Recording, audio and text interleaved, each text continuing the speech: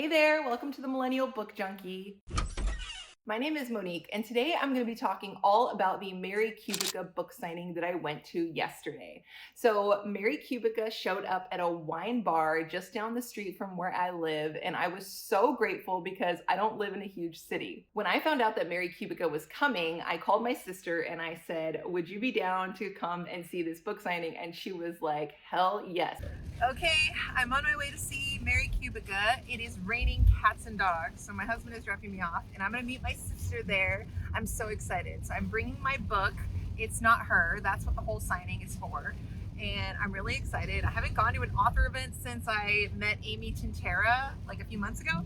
So I'm really excited, and I'll take as much video and pictures as I can, and hopefully I can get a good shot with her. So I'm excited. Okay, let's go. On the way to the book signing, it was raining cats and dogs. And it was really funny because Mary Kubica actually commented on how she was looking forward to coming to our town because it was supposed to be sunny and it was raining. When my sister and I got there, we were about 20 minutes early, and there were only a couple other people in the wine bar, but that was really great because we wanted to get a good seat. And Mary Kubica was standing right behind the people who checked us in, and I couldn't help but just be like, hi! Like, I recognized her immediately, and I love it when the authors are just like there from the beginning. They're just so human. Stars, they're just like us, right? But like seeing them in person is just always just like so wild. Hey, we just got here. Sister is here. We got our books. There is Mary Kubica. So when we got there, we were given a drink ticket, and I don't drink anymore, so I asked if they had any non-alcoholic wine. They didn't, but they had a non-alcoholic beer, so I was able to grab that. So my sister and I got our drinks, and we sat and we were chatting and just talking about the book. My sister bought a copy of the book. I had already had one from Book of the Month, and we were just catching up, and it was so nice because it was cozy and people started filling in, and it was raining, and we also started talking to the woman that was sitting near us, and everyone was just getting their wine and holding their books out, and it just felt like such a great time to be hanging out with thriller readers and then having an author right there as well. All right, we're just getting started. I'm excited. So then when it was time for Mary Kubica to come up and answer questions from the host, I was just like filming the whole time. So a lot of times when they talk about writers, they refer to us as either plotters or pantsers. Okay. So a plotter plots, and a pantser flies by the seat of their pants. And that is me, I'm a pantser. So I plot nothing. It was also really funny because people were like, the whole time in the book, I was trying to figure out who the villain was, and she's like, me too, because she was writing it by the seat of her pants. I was super excited to hear that Mary Kubica did not take any creative writing classes. She had always been a reader since the time she was young, and she essentially had been writing books off and on, like starting and stopping in like just a fiction genre. And then her first thriller she wrote, not even realizing that she was writing for the thriller genre, and she just loved the book so much. And she basically wrote it by the seat of her pants. She didn't outline it. She didn't try and plot it.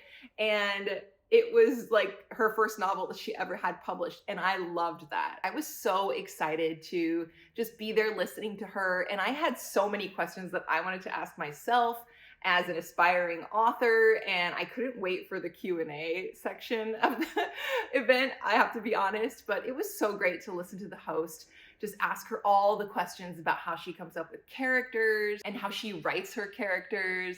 If I did my job, you pretty much doubt every single character in that book. When I, with my villains, I wanted to feel like, I want more than just like a psychopath out there like hurting people. I want there to be like reason, if that makes sense. Not that there's any a good reason to kill people, but I want I want there to be some sort of, I want a reader to feel like they feel that this could happen, and that these people are not that removed from any one of us, and that the things that are happening to the characters in my books could genuinely be any of us. So that kind of plausibility and relatability is one of those things that I really set out to do with my storylines. and my characters. And then when it was time to ask questions, you know that I was asking questions. What was the process of getting your first book published? Yeah, so after I finished The Good Girl, so I wrote it totally in secrecy. I told my husband about it only because we had one computer and I knew he might like come across some of my internet searches. So I had not studied creative writing. I knew no writers in my life. I don't even think I'd ever been to a book signing in my life, like nothing.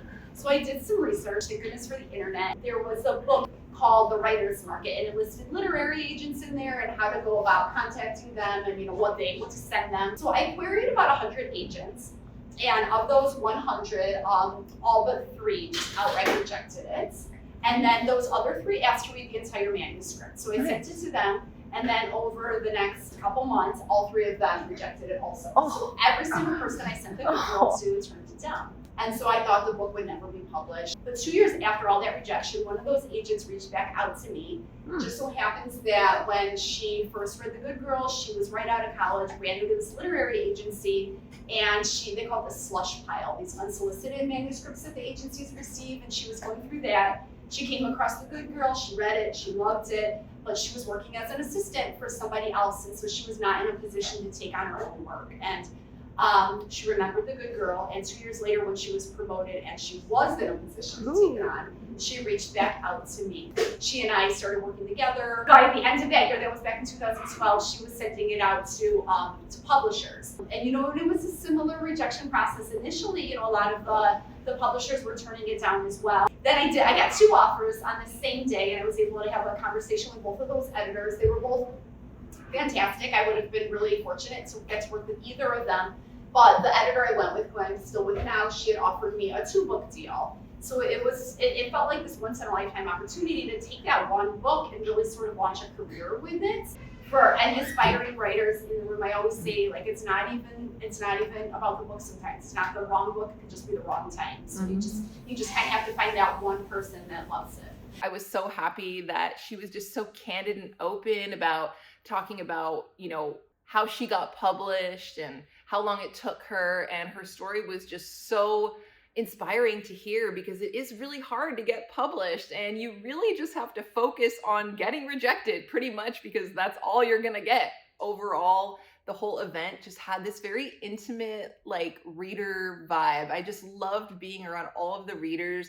It was just like everyone read from that genre and everyone was just so happy with the twists and so happy to talk about the genre and how much they love reading the genre. Someone asked Mary Kubica, like, which authors that she likes to read. And I just thought it was so cool. That was going to be one of my questions. I was going to be like, so who are you reading right now? And I was so happy to hear that she reads a lot of the same authors that we do. And she's a huge true crime fan. I love that. Towards the end of the event, after all the questions were asked, we got to go up and get our book signed. And it was so nice that it was like a smaller group, because we didn't feel the need to rush over to get our book signed. We sat and waited for the line to die down, maybe 5-10 minutes. And then we just went and got our book signed. And the great part about it was that I was able to chat with Mary Kubica for like a couple of minutes. I was able to tell her how far along I was in my book and, and how I was really like her, just writing by the seat of my pants. And she just wished me luck. She said, keep going, and she just made me feel so inspired. And she was just so nice and down to earth that I just left that whole book signing just feeling like on a high, because usually when you meet authors, you never know what to expect, especially authors that you've heard about over and over. Very successful authors like Mary Kubica, who has a ton of books out. And I'm just so glad that everything was great. And she was great. She was very authentic, and she just had such a warm personality that I am like, I want to go now buy all of your books. I personally haven't even read Mary Kubica, to be honest. I just know of her.